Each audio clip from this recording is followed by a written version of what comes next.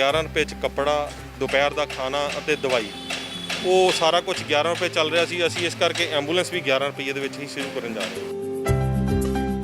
ਚਾਹੇ ਸਾਨੂੰ ਪੇਸ਼ੈਂਟ ਨੂੰ ਦਿੱਲੀ ਛੱਡਣਾ ਪਵੇ, ਚਾਹੇ ਲੁਧਿਆਣੇ ਛੱਡਣਾ ਪਵੇ, ਚਾਹੇ ਲੋਕਲ ਹੋਵੇ, ਚਾਹੇ ਅੰਮ੍ਰਿਤਸਰ ਹੋਵੇ, ਇਹਦੀ ਭੇਟਾ ਸਿਰਫ 11 ਰੁਪਏ ਹੀ ਰਹੇਗੀ।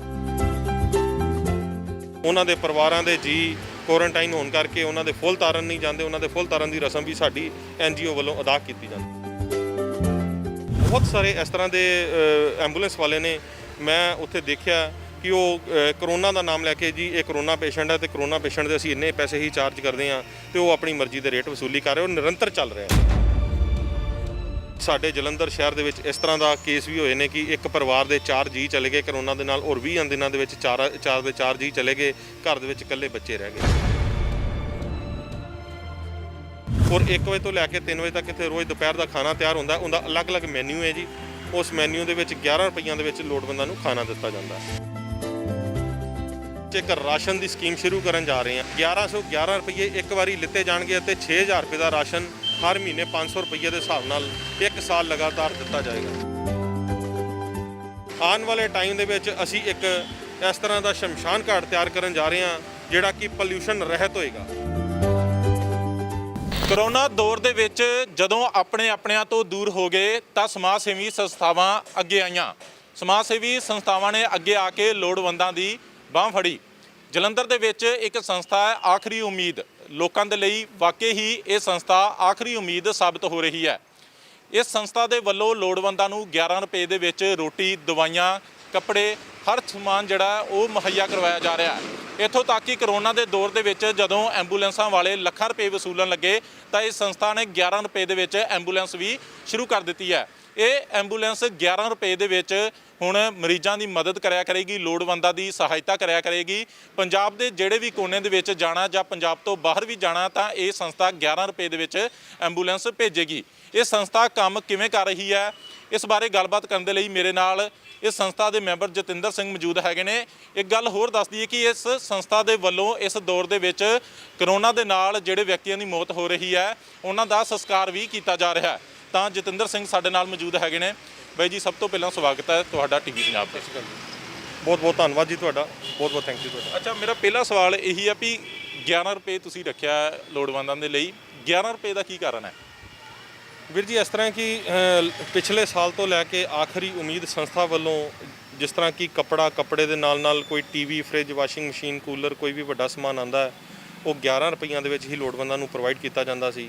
ਔਰ 11 ਰੁਪਏ 'ਚ ਕੱਪੜਾ, ਦੁਪਹਿਰ ਦਾ ਖਾਣਾ ਅਤੇ ਦਵਾਈ, ਉਹ ਸਾਰਾ ਕੁਝ 11 ਰੁਪਏ ਚੱਲ ਰਿਹਾ ਸੀ। ਅਸੀਂ ਇਸ ਕਰਕੇ ਐਂਬੂਲੈਂਸ ਵੀ 11 ਰੁਪਏ ਦੇ ਵਿੱਚ ਹੀ ਸ਼ੁਰੂ ਕਰਨ ਜਾ ਰਹੇ ਹਾਂ। ਅੱਛਾ, ਐਂਬੂਲੈਂਸ ਦਾ ਕਿੱਦਾਂ ਖਿਆਲ ਆਇਆ? ਕਿਉਂਕਿ ਪਿੱਛੇ ਜੀ ਖਬਰਾਂ ਵੀ ਆਈਆਂ, ਤੁਸੀਂ ਵੀ ਉਹ ਦੌਰ ਦੇਖਿਆ ਜਦੋਂ ਸੰਸਕਾਰ ਕਰਨ ਜਾਂਦੇ ਹੋਵੋਗੇ ਤਾਂ ਬਹੁਤ ਸਾਰੀਆਂ ਤੁਹਾਨੂੰ ਵੀ ਇਹ ਘਟਨਾਵਾਂ ਦੇਖਣ ਨੂੰ ਮਿਲੀਆਂ ਹੋਣਗੀਆਂ। ਕੀ ਲੱਗਦਾ ਸੀਗਾ ਕਿ ਕੋਈ ਇਦਾਂ ਦੀ ਘਟਨਾ ਵਾਪਰੀ ਵੀ ਜਿੱਥੋਂ ਹੁਣ ਪਤਾ ਲੱਗਾ ਕਿ ਇਹ ਵਾਕਈ ਇਹ ਸ਼ੁਰੂ ਕਰਨ ਦੀ ਲੋੜ ਹੈ ਹੁਣ? ਜੀ ਬਿਲਕੁਲ ਵੀਰ ਜੀ, ਇੱਦਾਂ ਕਿ ਆਖਰੀ ਉਮੀਦ ਸੰਸਥਾ ਵੱਲੋਂ ਜਲੰਧਰ ਸ਼ਹਿਰ ਦੇ ਵਿੱਚ ਕਰੋਨਾ ਕਾਲ ਦੇ ਚਲਦਿਆਂ ਜਿਨ੍ਹਾਂ ਲੋਕਾਂ ਦੇ ਪਰਿਵਾਰਾਂ ਦੇ ਜੀ ਚਲੇ ਗਏ, ਕਰੋਨਾ ਦੀ ਭੇਟ ਚੜ੍ਹ ਗਏ, ਉਹਨਾਂ ਦੇ ਸੰਸਕਾਰਾਂ ਦੀ ਸੇਵਾ ਨਿਰੰਤਰ ਪਿਛਲੇ ਸਾਲ ਤੋਂ ਲੈ ਕੇ ਹੁਣ ਤੱਕ ਨਿਭਾਈ ਜਾ ਰਹੀ ਹੈ। ਜਿੱਥੇ ਕਿ ਆਖਰੀ ਉਮੀਦ ਸੰਸਥਾ ਵੱਲੋਂ 499 ਸੰਸਕਾਰਾਂ ਦੀ ਸੇਵਾ ਨਿਭਾਈ ਗਈ ਜਾਂ ਗੁਰੂ ਰਾਮਦਾਸ ਜੀ ਨੇ ਆਪ ਅੰਗ ਸੰਗ ਸਹਾਈ ਹੋ ਕੇ ਲਈ। ਉੱਥੇ ਦੇਖਣ ਨੂੰ ਮਿਲਿਆ ਕਿ ਬੜੇ ਐਂਬੂਲੈਂਸ ਵਾਲੇ ਜਿਹੜੇ ਉੱਥੇ ਆਉਂਦੇ ਸੀ ਔਰ ਆਪਣੀ ਮਰਜ਼ੀ ਦੇ ਰੇਟ ਵਸੂਲੀ ਕਰ ਰਹੇ ਸੀਗੇ। ਔਰ ਬੜੇ ਪਰਿਵਾਰ ਇਸ ਤਰ੍ਹਾਂ ਦੇ ਸੀਗੇ ਜਿਹੜੇ ਕਿ ਸਮਰੱਥ ਨਹੀਂ ਸੀ, ਜਿਹੜੇ ਕਿ ਇੰਨੇ ਪੈਸੇ ਦੇਣ ਦੇ ਸਮਰੱਥ ਨਹੀਂ ਸੀ, ਔਰ ਉਹਨਾਂ ਕੋਲੋਂ ਆਪਣੀ ਮਰਜ਼ੀ ਦੇ ਰੇਟ ਜਦੋਂ ਵਸੂਲੇ ਜਾ ਰਹੇ ਸੀਗੇ ਤੇ ਉੱਥੇ ਉਹਨਾਂ ਨੂੰ ਅਸੀਂ ਦੇਖਿਆ ਕਿ ਅਗਰ ਸਾਨੂੰ ਇਸ ਸੰਸਥਾ ਨੂੰ ਅੱਗੇ ਆਉਣਾ ਚਾਹੀਦਾ ਹੈ। ਔਰ ਅਸੀਂ ਆਪਣੀ ਇਸ ਕਰਕੇ ਇਹ ਐਂਬੂਲੈਂਸ ਜਿਹੜੀ ਸੇਵਾ ਆ ਇਹ 11 ਰੁਪਈਆਂ ਦੇ ਵਿੱਚ ਸੇਵਾ ਸ਼ੁਰੂ ਕਰਨ ਜਾ ਰਹੇ ਹਾਂ ਕਿ ਜਿਹੜਾ ਵੀ ਕੋਈ ਲੋੜਵੰਦ ਪਰਿਵਾਰ ਹੈ ਜਾਂ ਕੋਈ ਵੀ ਪਰਿਵਾਰ ਇਸ ਤਰ੍ਹਾਂ ਦਾ ਜਿਹੜਾ ਕਿ ਸਮਰੱਥ ਨਹੀਂ ਹੈ, ਕਿਸੇ ਨੂੰ ਲੋੜ ਹੈ, ਉਹ ਸਾਡੀ ਸੰਸਥਾ ਵੱਲੋਂ ਇਹ NGO ਵੱਲੋਂ ਇਹ 11 ਰੁਪਈਏ ਦੇ ਵਿੱਚ ਐਂਬੂਲੈਂਸ ਸਟਾਰਟ ਕੀਤੀ ਜਾ ਰਹੀ ਹੈ। ਔਰ ਉਹਦੇ ਵਿੱਚ ਚਾਹੇ ਸਾਨੂੰ ਪੇਸ਼ੈਂਟ ਨੂੰ ਦਿੱਲੀ ਛੱਡਣਾ ਪਵੇ, ਚਾਹੇ ਲੁਧਿਆਣੇ ਛੱਡਣਾ ਪਵੇ, ਚਾਹੇ ਲੋਕਲ ਹੋਵੇ, ਚਾਹੇ ਅੰਮ੍ਰਿਤਸਰ ਹੋਵੇ, ਇਹਦੀ ਭੇਟਾ ਸਿਰਫ 11 ਰੁਪਏ ਹੀ ਰਹੇਗੀ। ਇਹ ਸਾਰਾ ਕੁਝ ਮੈਂ ਤੁਹਾਨੂੰ ਦੱਸਣਾ ਚਾਹਾਂਗਾ, ਇਹ ਸਾਰੀ ਸੰਗਤ ਦੇ ਸਹਿਯੋਗ ਸਦਕਾ ਐਂਬੂਲੈਂਸ ਆਈ ਹੈ। ਔਰ ਐਂਬੂਲੈਂਸ ਉਹਨਾਂ ਦੇ ਸਦਕਾ ਹੀ, ਉਹਨਾਂ ਦੀਆਂ ਅਸੀਸਾਂ, ਬਲੈਸਿੰਗਸ ਔਰ ਉਹਨਾਂ ਦੇ ਦਸਵੰਧ ਸਦਕਾ ਹੀ ਇਹਨੂੰ ਅਸੀਂ ਸ਼ੁਰੂ ਕਰਨ ਜਾ ਰਹੇ ਹਾਂ। ਅੱਛਾ, ਇਹ ਐਂਬੂਲੈਂਸ ਦੇ ਨਾਲ ਤੁਸੀਂ ਸੰਸਕਾਰ ਕਰਨ ਵੀ ਜਾਂਦੇ ਹੋ ਉੱਥੇ ਕਰੋਨਾ ਮਰੀਜ਼ਾਂ ਦੇ ਜਿਨ੍ਹਾਂ ਦਾ ਮੌਤ ਹੋ ਜਾਂਦੀ ਹੈ, ਤਾਂ ਉੱਥੇ ਕਿਹੋ ਜਿਹੇ ਕੇਸ ਸਾਹਮਣੇ ਆ ਰਹੇ ਨੇ? ਜਿੱਦਾਂ ਮੈਂ ਸਟਾਰਟਿੰਗ 'ਚ ਹੀ ਗੱਲ ਕੀਤੀ ਸੀਗੀ ਕਿ ਆਪਣੇ ਵੀ ਆਪਣਿਆਂ ਤੋਂ ਦੂਰ ਹੋ ਗਏ ਨੇ, ਉਹ ਵੀ ਉਹਨਾਂ ਦੇ ਕੋਲ ਜਾਣ ਨੂੰ ਰਾਜੀ ਨਹੀਂ ਹੋ ਰਹੇ। ਇੱਥੇ ਕਿਹੋ ਜਿਹੇ ਕੇਸ ਸਾਹਮਣੇ ਆ ਰਹੇ ਨੇ ਜਿੱਥੇ ਜਾ ਕੇ ਤੁਹਾਨੂੰ ਸੰਸਕਾਰ ਕਰਨਾ ਪੈ ਰਿਹਾ? ਬਹੁਤ ਕੇਸ ਇਸ ਤਰ੍ਹਾਂ ਦੇ ਨੇ ਵੀਰ ਜੀ। ਦੇਖੋ ਕਿ ਕਰੋਨਾ ਦਾ ਅਗਰ ਗੱਲ ਕਰੀਏ ਤੇ ਜਲੰਧਰ ਸ਼ਹਿਰ ਦੇ ਵਿੱਚ ਇਸ ਟਾਈਮ ਕਰੋਨਾ ਦੀ ਗੱਲ ਕੀਤੀ ਜਾਵੇ ਤੇ ਬਹੁਤ ਚਿੰਤਾਜਨਕ ਸਥਿਤੀ ਹੈ। ਜਲੰਧਰ ਸ਼ਹਿਰ ਦੇ ਬਹੁਤ ਹਾਲਾਤ ਗੰਭੀਰ ਬਣੇ ਹੋਏ ਨੇ, ਜਿੱਥੇ ਕਿ ਡੇਲੀ ਮਤਲਬ 12 13 14 ਮੌਤਾਂ ਹੋ ਰਹੀਆਂ ਨੇ। ਉਹਨਾਂ ਵਿੱਚ ਬੜੇ ਪਰਿਵਾਰ ਇਸ ਤਰ੍ਹਾਂ ਦੇ ਨੇ ਕਿ ਉਹ ਕਰੋਨਾ ਤੋਂ ਬਹੁਤ ਡਰੇ ਹੋਏ ਨੇ, ਔਰ ਕੁਝ ਆਪ ਘਰ ਦੇ ਵਿੱਚ ਕੁਆਰੰਟਾਈਨ ਹੋਏ ਹੁੰਦੇ ਨੇ, ਔਰ ਉਹ ਉਸ ਕੁਆਰੰਟਾਈਨ ਕਰਕੇ ਉਹ ਉੱਥੇ ਨਹੀਂ ਆ ਸਕਦੇ, ਤੇ ਉਹਨਾਂ ਦੇ ਸੰਸਕਾਰ ਦੀ ਸੇਵਾ ਉਹਦੇ ਨਾਲ ਕਿਸੇ ਵੇਲੇ ਤਾਂ ਸਾਨੂੰ ਲੁਧਿਆਣੇ ਤੋਂ ਜਾਂ ਅੰਮ੍ਰਿਤਸਰ ਤੋਂ ਬੋਡੀਆਂ ਲਿਆ ਕੇ ਇੱਥੇ ਸੰਸਕਾਰ ਦੀ ਸੇਵਾ ਅਸੀਂ ਨਿਭਾ ਰਹੇ ਹਾਂ। ਉਹਨਾਂ ਦੇ ਪਰਿਵਾਰਾਂ ਦੇ ਜੀ ਕੁਆਰੰਟਾਈਨ ਹੋਣ ਕਰਕੇ ਉਹਨਾਂ ਦੇ ਫੁੱਲ ਤਾਰਨ ਨਹੀਂ ਜਾਂਦੇ, ਉਹਨਾਂ ਦੇ ਫੁੱਲ ਤਾਰਨ ਦੀ ਰਸਮ ਵੀ ਸਾਡੀ NGO ਵੱਲੋਂ ਅਦਾ ਕੀਤੀ ਜਾਂਦੀ ਹੈ। ਅੱਛਾ, ਇਹ ਜਿੱਦਾਂ ਦਾ ਇਹ ਦੌਰ ਚੱਲਦਾ ਪਿਆ, ਪ੍ਰਸ਼ਾਸਨ ਦੇ ਵੱਲੋਂ ਵੀ ਨਾਲ ਮਦਦ ਕੀਤੀ ਜਾ ਰਹੀ ਤੁਹਾਡੀ ਪੂਰੀ? ਹੁਣ ਜਿੱਦਾਂ ਐਂਬੂਲੈਂਸ ਸ਼ੁਰੂ ਕੀਤੀ ਹੈ ਤੁਸੀਂ, ਇਹ ਕੇਸ ਤਾਂ ਪਹਿਲਾਂ ਵੀ ਸਾਹਮਣੇ ਆਏ ਸੀਗੇ ਕਿ ਐਂਬੂਲੈਂਸ ਵਾਲੇ ਜਿਹੜੇ ਨੇ ਉਹ ਲੱਖਾਂ ਰੁਪਏ ਵਸੂਲ ਰਹੇ ਨੇ ਇਹਨਾਂ ਚੀਜ਼ਾਂ ਨੂੰ ਲੈ ਕੇ। ਲੱਗਦਾ ਕਿ ਇਹ ਸਿਸਟਮ ਦੇ ਵਿੱਚ ਖਰਾਬੀ ਹੈ? ਜੇਕਰ ਸਿਸਟਮ ਸਹੀ ਹੋਵੇ ਤਾਂ ਇਹਨਾਂ ਚੀਜ਼ਾਂ ਦੀ ਵੀ ਲੋੜ ਨਾ ਪਵੇ। ਬਿਲਕੁਲ ਵੀਰ ਜੀ, ਬਿਲਕੁਲ। ਦੇਖੋ DC ਸਾਹਿਬ ਨੇ ਪਿੱਛੇ ਜੋ ਇੰਸਟਰਕਸ਼ਨਸ ਦਿੱਤੀਆਂ ਸੀਗੀਆਂ, ਉਹਨਾਂ ਨੇ ਕਿਹਾ ਸੀਗਾ ਕਿ ਕੋਈ ਵੀ ਐਂਬੂਲੈਂਸ ਵਾਲਾ ਇਹਦੇ ਤੋਂ ਵੱਧ ਪੈਸੇ ਨਹੀਂ ਚਾਰਜ ਕਰੇਗਾ। ਉਹਨਾਂ ਨੇ ਪਰ ਕਿਲੋਮੀਟਰ ਦੇ ਹਿਸਾਬ ਨਾਲ ਵੀ ਕੀਤਾ, ਲੇਕਿਨ ਬਹੁਤ ਸਾਰੇ ਇਸ ਤਰ੍ਹਾਂ ਦੇ ਐਂਬੂਲੈਂਸ ਵਾਲੇ ਨੇ, ਮੈਂ ਉੱਥੇ ਦੇਖਿਆ ਕਿ ਉਹ ਕਰੋਨਾ ਦਾ ਨਾਮ ਲੈ ਕੇ ਜੀ ਇਹ ਕਰੋਨਾ ਪੇਸ਼ੈਂਟ ਹੈ ਤੇ ਕਰੋਨਾ ਪੇਸ਼ੈਂਟ ਦੇ ਅਸੀਂ ਇੰਨੇ ਪੈਸੇ ਹੀ ਚਾਰਜ ਕਰਦੇ ਹਾਂ, ਤੇ ਉਹ ਆਪਣੀ ਮਰਜ਼ੀ ਦੇ ਰੇਟ ਵਸੂਲੀ ਕਰ ਰਹੇ, ਉਹ ਨਿਰੰਤਰ ਚੱਲ ਰਿਹਾ ਹੈ। ਅੱਛਾ, ਤੁਸੀਂ ਜਦੋਂ ਸੰਸਕਾਰ ਕਰਨ ਜਾਂਦੇ ਸੀ ਜਾਂ ਉਦੋਂ ਪਰਿਵਾਰਾਂ ਦੇ ਨਾਲ ਗੱਲਬਾਤ ਹੁੰਦੀ, ਉਦੋਂ ਇਦਾਂ ਦੇ ਕੇਸ ਸਾਹਮਣੇ ਹੁੰਦੇ ਸੀਗੇ ਕਿ ਜਦੋਂ ਐਂਬੂਲੈਂਸ ਵਾਲੇ ਧੱਕਾ ਕਰਦੇ ਨੇ? ਬਿਲਕੁਲ ਜੀ, ਬਿਲਕੁਲ। ਬਹੁਤ ਸਾਰੇ ਕੇਸ ਆਉਂਦੇ ਨੇ ਜੀ। ਐਂਬੂਲੈਂਸ ਵਾਲੇ ਆਪਣੀ ਮਰਜ਼ੀ ਦੇ ਰੇਟ ਵਸੂਲੀ ਕਰ ਰਹੇ। ਪਟੇਲ ਹਸਪੀਟਲ ਤੋਂ ਇੱਕ ਡੈੱਡ ਬੋਡੀ ਐਂਬੂਲੈਂਸ ਵਾਲੇ ਮੇਰੇ ਭਾਈ ਸਾਹਿਬ ਜੀ ਲੈ ਕੇ ਆਏ, ਔਰ ਉਹਨਾਂ ਨੇ ਉਸ ਫੈਮਿਲੀ ਦੇ ਕੋਲੋਂ 3500 ਰੁਪਈਆ ਮੰਗਿਆ ਭਾਜੀ।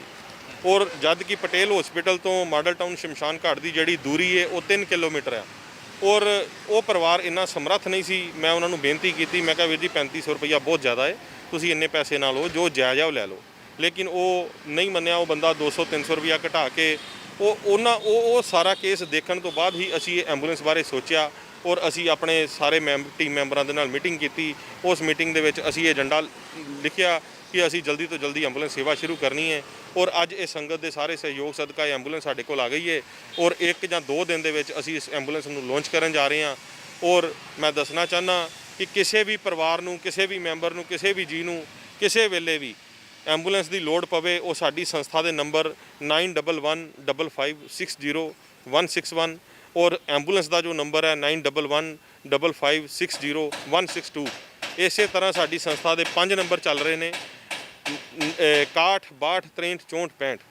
ਉਹਨਾਂ 5 ਨੰਬਰਾਂ ਦੇ ਉੱਤੇ ਕਿਸੇ ਵੇਲੇ ਵੀ ਕੋਈ ਸੰਪਰਕ ਕਰ ਸਕਦਾ ਹੈ, ਔਰ ਇਸ ਦੀ ਕਿਤੇ ਵੀ ਪੇਸ਼ੈਂਟ ਨੂੰ ਛੱਡਣਾ ਪਵੇ, ਇਹਦੀ ਸਪੇਟਾ ਸਿਰਫ 11 ਰੁਪਏ ਹੀ ਰਹੇਗੀ। ਅੱਛਾ, ਇਹ ਸੰਸਕਾਰ ਜਾਂ ਐਂਬੂਲੈਂਸ ਦੀ ਜਿਹੜੀ ਸੇਵਾ ਹੈ ਇਹ ਲੋਕਲ ਜਲੰਧਰ ਦੇ ਵਿੱਚੋਂ ਹੀ ਜਿਨ੍ਹਾਂ ਨੂੰ ਲੋੜ ਪੈਂਦੀ ਹੈ ਕਿ ਜਾਂ ਪੰਜਾਬ ਤੋਂ ਬਾਹਰੋਂ ਵੀ ਤੁਹਾਨੂੰ ਫੋਨ ਕਰ ਦਿੰਦੇ ਨੇ, ਜਾਂ ਸਪੋਜ਼ ਕਰੋ ਅੰਮ੍ਰਿਤਸਰ ਜਾਂ ਗੁਰਦਾਸਪੁਰ ਦੇ ਵਿੱਚ ਕੋਈ ਇਦਾਂ ਦਾ ਕੇਸ ਆ ਗਿਆ ਤਾਂ ਉੱਥੇ ਵੀ ਪਹੁੰਚ ਕਰ ਦਿੰਦੇ ਹੋ? ਜੀ ਵੀਰ ਜੀ, ਬਿਲਕੁਲ। ਅਸੀਂ ਕੁਝ ਜਿਸ ਤਰ੍ਹਾਂ ਪਿੱਛੇ ਇੱਕ ਕੇਸ ਆ ਅਸੀਂ ਟਾਂਡੇ ਲਾਗੇ ਤਾਗੇ ਜਲੰਧਰ ਸ਼ਹਿਰ ਦੇ ਜਿਹੜੇ ਪਿੰਡ ਨੇ ਉਹਦੇ ਨਾਲ ਅਸੀਂ ਪਠਾਨਕੋਟ ਵੀ ਜਾ ਕੇ ਇੱਕ ਕਰਮਿਸ਼ਨ ਦੀ ਸੇਵਾ ਨਿਭਾਈਏ। ਬੜੇ ਪਰਿਵਾਰ ਇਸ ਤਰ੍ਹਾਂ ਦੇ ਨੇ ਕਿ ਉਹ ਬਹੁਤ ਜ਼ਿਆਦਾ ਡਰ ਜਾਂਦੇ ਨੇ ਕਰੋਨਾ ਤੋਂ, ਔਰ ਸਾਡੇ ਜਲੰਧਰ ਸ਼ਹਿਰ ਦੇ ਵਿੱਚ ਇਸ ਤਰ੍ਹਾਂ ਦਾ ਕੇਸ ਵੀ ਹੋਏ ਨੇ ਕਿ ਇੱਕ ਪਰਿਵਾਰ ਦੇ 4 ਜੀ ਚਲੇ ਗਏ ਕਰੋਨਾ ਦੇ ਨਾਲ, ਔਰ 20 ਦਿਨਾਂ ਦੇ ਵਿੱਚ 4 ਜੀ ਚਲੇ ਗਏ, ਘਰ ਦੇ ਵਿੱਚ ਇਕੱਲੇ ਬੱਚੇ ਰਹਿ ਗਏ। ਔਰ ਆਪਾਂ ਉਹਨਾਂ ਨੂੰ ਜਾ ਕੇ ਪੁੱਛ ਸਕਦੇ ਹਾਂ ਕਿ ਕਰੋਨਾ ਹੈ ਜਾਂ ਨਹੀਂ ਹੈ। ਮੈਂ ਸਾਰਿਆਂ ਨੂੰ ਅਪੀਲ ਕਰਨੀ ਚਾਹੁੰਦਾ, ਬੇਨਤੀ ਕਰਨੀ ਚਾਹੁੰਦਾ ਦੋਨੇ ਹੱਥ ਜੋੜ ਕੇ ਕਿ ਕਰੋਨਾ ਇਸ ਟਾਈਮ ਬਹੁਤ ਪੀਕ ਤੇ ਹੈ। ਤੁਸੀਂ ਆਪਣੇ ਪਰਿਵਾਰ ਦਾ ਧਿਆਨ ਰੱਖੋ, ਔਰ ਆਪਣੇ ਪਰਿਵਾਰ ਦਾ ਧਿਆਨ ਰੱਖ ਕੇ ਹੀ ਅਸੀਂ ਆਪਣੇ ਸਮਾਜ ਨੂੰ ਬਚਾ ਪਾਵਾਂਗੇ। ਔਰ ਅੱਜ ਕਰੋਨਾ ਦੇ ਚਲਦਿਆਂ ਸਾਨੂੰ ਸਾਰਿਆਂ ਨੂੰ ਲੋੜ ਹੈ ਕਿ ਅਸੀਂ ਇਕੱਠੇ ਹੋ ਕੇ ਮਨੁੱਖਤਾ ਦੀ ਸੇਵਾ ਵਾਸਤੇ ਅੱਗੇ ਆਈਏ।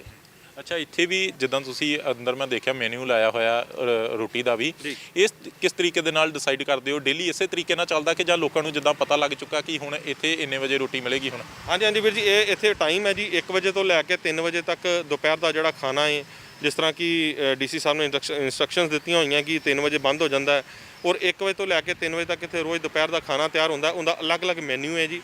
ਉਸ ਮੈਨਿਊ ਦੇ ਵਿੱਚ 11 ਰੁਪਈਆਂ ਦੇ ਵਿੱਚ ਲੋੜਵੰਦਾਂ ਨੂੰ ਖਾਣਾ ਦਿੱਤਾ ਜਾਂਦਾ। ਰੋਜ਼ 40 ਤੋਂ 45 ਪ੍ਰਾਣੀ ਇੱਥੇ ਖਾਣਾ ਖਾ ਕੇ ਜਾਂਦੇ ਨੇ।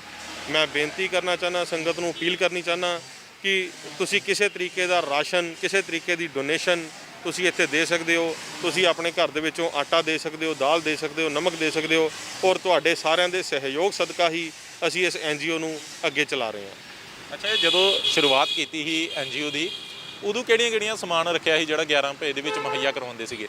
ਜੀ ਵੀਰ ਜੀ, ਸਭ ਤੋਂ ਪਹਿਲਾਂ ਤਾਂ ਇਹ 2018 ਦੇ ਵਿੱਚ ਅਸੀਂ ਸ਼ੁਰੂਆਤ ਕੀਤੀ ਸੀ, ਔਰ 2018 ਦੇ ਵਿੱਚ ਜਦੋਂ ਅਸੀਂ NGO ਬਣਾਈ ਸੀਗੀ, ਅਸੀਂ ਇਹ 11 ਮੈਂਬਰੀ ਕਮੇਟੀ ਤੋਂ ਸਟਾਰਟ ਕੀਤਾ ਸੀਗਾ।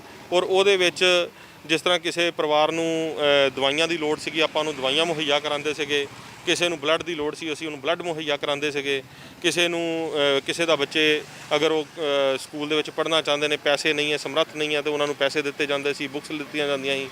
ਔਰ 2020 ਦੇ ਵਿੱਚ ਜਦੋਂ ਕਰੋਨਾ ਸਟਾਰਟ ਹੋਇਆ, ਪਿਛਲੇ ਅਗਸਤ ਤੋਂ ਅਸੀਂ ਇਹ ਆਫਿਸ ਓਪਨ ਕੀਤਾ ਬਸਤੀ ਸ਼ੇਖ ਰੋਡ ਦੇ ਉੱਤੇ, ਤੇ ਉਦੋਂ ਤੋਂ ਅਸੀਂ ਇਹ ਨਿਰੰਤਰ ਇਹ ਸੇਵਾ ਨਿਭਾ ਰਹੇ ਹਾਂ। ਅੱਛਾ, ਅੱਗੇ ਕੀ ਹੁਣ ਅੱਗੇ ਵੀ ਕਈ ਵਾਰੀ ਪਲਾਨ ਬਣਦਾ, ਜਿੱਦਾਂ ਤੁਸੀਂ ਹਾਲਾਤ ਦੇਖੇ ਤਾਂ ਐਂਬੂਲੈਂਸ ਅੱਗੇ ਖੜੀ ਕਰਤੀ, ਲੱਗਦਾ ਕਿ ਹੋਰ ਵੀ ਚੀਜ਼ਾਂ ਇਹ ਨਾਕਾਮੀਆਂ ਸਾਬਤ ਹੋ ਰਹੀਆਂ ਨੇ ਪ੍ਰਸ਼ਾਸਨ ਦੀਆਂ, ਜਿਹੜੀਆਂ ਲੱਗਦੀਆਂ ਕਿ ਹੁਣ NGO ਦੇ ਵਿੱਚ ਅੱਗੇ ਤੁਸੀਂ ਉਹ ਵੀ ਸਟਾਰਟ ਕਰੋਗੇ ਆਉਣ ਵਾਲੇ ਸਮੇਂ 'ਚ? ਅਸੀਂ ਵੀਰ ਜੀ 1111 ਰੁਪਈਆਂ ਦੇ ਵਿੱਚ ਇੱਕ ਰਾਸ਼ਨ ਦੀ ਸਕੀਮ ਸ਼ੁਰੂ ਕਰਨ ਜਾ ਰਹੇ ਹਾਂ ਲੋੜਵੰਦ ਪਰਿਵਾਰਾਂ ਵਾਸਤੇ। ਉਹਦੇ ਵਿੱਚ 1111 ਰੁਪਈਆਂ ਦੇ ਵਿੱਚ ਲੋੜਵੰਦਾਂ ਨੂੰ ਰਾਸ਼ਨ ਦਿੱਤਾ ਜਾਏਗਾ ਹਰ ਮਹੀਨੇ 500 ਰੁਪਈਏ ਦਾ। 1111 ਰੁਪਈਏ ਇੱਕ ਵਾਰੀ ਲਿੱਤੇ ਜਾਣਗੇ ਅਤੇ 6000 ਰੁਪਏ ਦਾ ਰਾਸ਼ਨ ਹਰ ਮਹੀਨੇ 500 ਰੁਪਈਏ ਦੇ ਹਿਸਾਬ ਨਾਲ 1 ਸਾਲ ਲਗਾਤਾਰ ਦਿੱਤਾ ਜਾਏਗਾ। ਆਉਣ ਵਾਲੇ ਟਾਈਮ ਦੇ ਵਿੱਚ ਅਸੀਂ ਇੱਕ ਇਸ ਤਰ੍ਹਾਂ ਦਾ ਸ਼ਮਸ਼ਾਨ ਘਾਟ ਤਿਆਰ ਕਰਨ ਜਾ ਰਹੇ ਹਾਂ ਜਿਹੜਾ ਕਿ ਪੋਲਿਊਸ਼ਨ ਰਹਿਤ ਹੋਏਗਾ। ਇੱਕ ਪਾਸੇ ਅਸੀਂ ਕਹਿੰਦੇ ਹਾਂ ਕਿ ਲੱਕੜ ਵੱਢ ਕੇ ਸਾਡੀ ਆਕਸੀਜਨ ਖਤਮ ਹੋ ਰਹੀ ਹੈ, ਔਰ ਜਿੰਨੇ ਸੰਸਕਾਰ ਡੇਲੀ ਹੋ ਰਹੇ ਨੇ, ਜਿੰਨੀ ਲੱਕੜ ਦੀ ਆਪਾਂ ਵਰਤੋਂ ਕਰ ਰਹੇ ਹਾਂ, ਉੱਥੇ ਮਸ਼ੀਨਾਂ ਦੇ ਵਿੱਚ ਵਰਤੋਂ ਨਹੀਂ ਹੋ ਰਹੀ। ਕਿਸ਼ਨਪੁਰੇ ਇੱਕ ਉੱਥੇ ਮਸ਼ੀਨ ਲੱਗੀ ਹੈ, ਲੇਕਿਨ ਉਹ ਇੱਕੋ ਹੀ ਹੈ। ਮਾਡਲ ਟਾਊਨ ਦੀ ਗੱਲ ਕੀਤੀ ਜਾਵੇ ਤਾਂ ਉੱਥੇ ਬਹੁਤ ਸਾਰੇ ਜਿੰਨੇ ਵੀ ਕਰੋਨਾ ਪੋਜ਼ਿਟਿਵ ਜਿਨ੍ਹਾਂ ਦੀਆਂ ਡੈੱਡ ਬੋਡੀਜ਼ ਆਉਂਦੀਆਂ ਨੇ, ਉਹ ਲੱਕੜ ਹੀ ਉੱਥੇ ਸਾਰੀ ਵਰਤੋਂ ਕੀਤੀ ਜਾ ਰਹੀ ਹੈ। ਔਰ ਅਸੀਂ ਚਾਹੁੰਦੇ ਹਾਂ ਕਿ ਸਾਡਾ ਇੱਕ ਡ੍ਰੀਮ ਪ੍ਰੋਜੈਕਟ ਹੈ ਕਿ ਆਉਣ ਵਾਲੇ ਟਾਈਮ ਦੇ ਵਿੱਚ ਅਸੀਂ ਇੱਕ ਸ਼ਮਸ਼ਾਨ ਘਾਟ ਇਸ ਤਰ੍ਹਾਂ ਦਾ ਬਣਾਇਆ ਜਾਵੇ ਜਿਹਦੇ ਵਿੱਚ ਕਿ ਲੱਕੜ ਨਹੀਂ, ਇਕੱਲੀ ਮਸ਼ੀਨ ਚੱਲੇ। ਉਸ ਮਸ਼ੀਨ ਦੇ ਉੱਤੇ ਹੀ ਸਾਰੇ ਸੰਸਕਾਰ ਹੋਣ, ਔਰ ਆਪਾਂ ਆਪਣੇ ਵਾਤਾਵਰਣ ਨੂੰ ਸਾਫ਼ ਰੱਖ ਸਕੀਏ, ਔਰ ਆਪਣੇ ਇਸ ਸਮਾਜ ਨੂੰ ਬਚਾ ਸਕੀਏ। ਅੱਛਾ, ਜਿੱਦਾਂ ਸੰਸਕਾਰ ਕਰਕੇ ਆਉਂਦੇ ਹੋ ਤੁਸੀਂ, ਜਿੱਦਾਂ ਦੀਆਂ ਅਫਵਾਹਾਂ ਫੈਲਦੀਆਂ ਨੇ, ਲੋਕ ਡਰਦੇ ਨੇ, ਕਰੋਨਾ ਮਰੀਜ਼ ਦੇ ਕੋਲ ਤੱਕ ਜਾਣ ਨੂੰ ਡਰਦੇ ਨੇ, ਫਿਰ ਤੁਸੀਂ ਇਹਦੀ ਸਥਿਤੀ ਕੀ ਦੇਖਦੇ ਹੋ ਆ ਕੇ, ਜਿੱਦਾਂ ਪ੍ਰੀਕਾਸ਼ਨ ਵਗੈਰਾ ਫਿਰ ਕਿਸ ਤਰੀਕੇ ਨਾਲ ਖਿਆਲ ਰੱਖਦੇ ਹੋ ਆਪਣਾ? ਦੇਖੋ ਵੀਰ ਜੀ, ਇਸ ਤਰ੍ਹਾਂ ਕਿ ਸਭ ਤੋਂ ਪਹਿਲਾਂ ਤਾਂ ਅਸੀਂ ਜਦੋਂ ਉੱਥੇ ਕਰੋਨਾ ਦੇ ਕਿਤੇ ਡੈੱਡ ਬੋਡੀ ਦੇ ਕਰਮੇਸ਼ਨ ਤੇ ਜਾਂਦੇ ਹਾਂ, ਸਾਡੀ ਸੰਸਥਾ ਵੱਲੋਂ ਜਾਂ ਸਰਕਾਰ ਵੱਲੋਂ ਜੋ ਹਦਾਇਤਾਂ ਦਿੱਤੀਆਂ ਗਈਆਂ, ਅਸੀਂ ਉਹਦੀ ਸਭ ਤੋਂ ਪਹਿਲੇ ਪਾਲਣਾ ਪੂਰੀ ਕਰਕੇ, ਆਪਣੀਆਂ PP ਕਿੱਟਾਂ ਵੇਅਰ ਕਰਕੇ, ਮਾਸਕ ਲਗਾ ਕੇ, ਆਪਣਾ ਸ਼ੂਜ਼ ਕਵਰ ਹੁੰਦੇ ਨੇ ਉਹ ਵੇਅਰ ਕਰਕੇ, ਗਲਵਜ਼ ਪਾ ਕੇ ਹੀ ਉਹਨੂੰ ਉੱਥੇ ਸਾਰਾ ਕੁਝ ਕਰਦੇ ਹਾਂ। ਔਰ ਉਸ ਤੋਂ ਸੰਸਕਾਰ ਦੀ ਸੇਵਾ ਤੋਂ ਬਾਅਦ ਜੋ ਵੀ ਸਮਾਨ ਹੁੰਦਾ ਹੈ, PP ਕਿੱਟ, ਗਲਵਜ਼, ਉਹ ਸਾਰਾ ਕੁਝ ਅਸੀਂ ਉੱਥੇ ਡਿਸਟਰੋਏ ਕਰ ਦਿੰਦੇ ਹਾਂ, ਔਰ ਉਹ ਪੂਰਾ ਪ੍ਰੀਕਾਸ਼ਨ ਰੱਖਿਆ ਜਾਂਦਾ ਹੈ। ਲੇਕਿਨ ਉਹ ਜਦੋਂ ਅਸੀਂ ਵੀ ਸੰਸਕਾਰ ਦੀ ਸੇਵਾ ਨਿਭਾਉਂਦੇ ਹਾਂ, ਉਹਦੇ 'ਚ ਚੌਪਈ ਸਾਹਿਬ ਦੇ ਪਾਠ ਦੀ ਸੇਵਾ ਔਰ ਅਰਦਾਸ ਦੀ ਸੇਵਾ ਸਾਡੀ ਸੰਸਥਾ ਵੱਲੋਂ ਕੀਤੀ ਜਾਂਦੀ ਹੈ।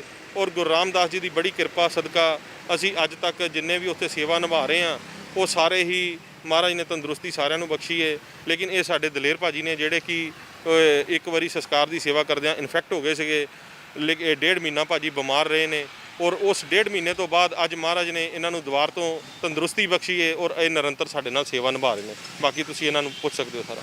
ਤਾਂ ਬਾਈ ਜੀ, ਮੈਂ ਇਹੋ ਸਵਾਲ ਇਹਨਾਂ ਨਾਲ ਕਰਨ ਲੱਗਾ ਸੀਗਾ ਕਿ ਜਦੋਂ ਇਦਾਂ ਅਫੈਕਟਡ ਹੋ ਜੇ ਤਾਂ ਬਹੁਤ ਸਾਰੇ ਲੋਕ ਜਿਹੜੇ ਨੇ ਉਹ ਸਲਾਹਾਂ ਵੀ ਦਿੰਦੇ ਨੇ ਕਿ ਤੁਸੀਂ ਕਿਹੜੇ ਕੰਮਾਂ ਦੇ ਵਿੱਚ ਪੈ ਗਏ ਹੋ, ਤੁਸੀਂ ਇਹ ਕੰਮ ਨਾ ਕਰੋ, ਆਪਣੀ ਸਿਹਤ ਪਿਆਰੀ ਹੈ। ਬਹੁਤ ਲੋਕ ਇਸ ਚੀਜ਼ਾਂ ਦਾ ਖਿਆਲ ਵੀ ਰੱਖਦੇ ਨੇ, ਬਹੁਤ ਸਾਰੇ ਲੋਕ ਇੱਕ ਦੂਜੇ ਨੂੰ ਇਸ ਜਿਹੀਆਂ ਚੀਜ਼ਾਂ ਦੱਸਦੇ ਵੀ ਨੇ।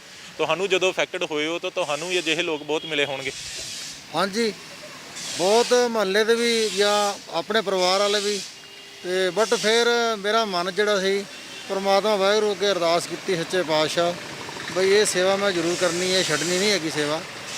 ਤੇ ਫਿਰ ਮੈਂ ਘਰਦਿਆਂ ਨੂੰ ਵੀ ਸਮਝਾਇਆ, ਚਲੋ ਘਰ ਦੇ ਵੀ ਸਮਝ ਗਏ। ਉਹ ਕਹਿੰਦੇ ਚਲੋ ਠੀਕ ਹੈ, ਜਿੰਨੇ ਤੁਹਾਡੀ ਮਰਜ਼ੀ ਹੈ ਤੁਸੀਂ ਕਰੋ, ਪਰ ਪ੍ਰੀਕਾਸ਼ਨ ਰੱਖ ਕੇ ਕਰੋ। ਫਿਰ ਆਪਾਂ ਆਪਣੀ ਪ੍ਰੀਕਾਸ਼ਨ ਰੱਖ ਕੇ ਕਰ ਰਹੇ ਹਾਂ, ਤੇ ਬਸ ਠੀਕ ਹੈ ਜੀ, ਨਿਰੰਤਰ ਨਿਭਾ ਰਹੇ ਹਾਂ ਸੇਵਾ।